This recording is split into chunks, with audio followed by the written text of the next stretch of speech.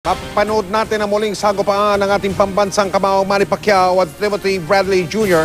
At yan ay mula mismo sa MGM Grand Arena sa Las Vegas, sa Nevada.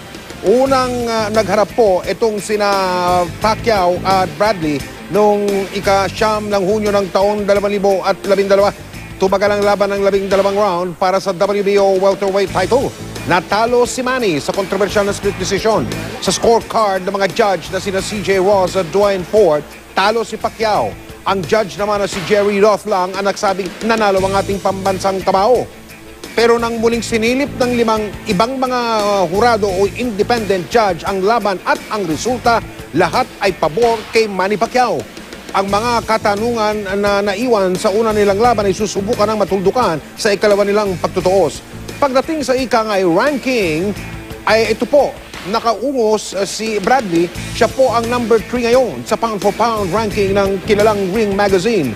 Nasa ika-7 pwesto naman ang ating bata na si Manny Pacquiao.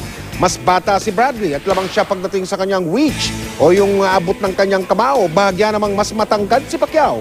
Mapanatili malinis ni Bradley ang kanyang record. 31-0 ang record ni Bradley. 12 sa kanyang mga panalo, knockout. Ang ating namang pambansang kamao ay may 55 panalo, 5 talo at 2 draw. Sa kanyang mga panalo, 38 ang knockout. Nasa 61.29 ang tinatawag na knockout percentage ni Pacquiao, halos doble ng knockout percentage ni Bradley. Ang buong mundo ng boxing ay tututok sa linggo dito sa atin sa Las Vegas para sa inaabangang rematch. At para sa dalawang boksingero, napakalaki ng nakataya sa laban na yan.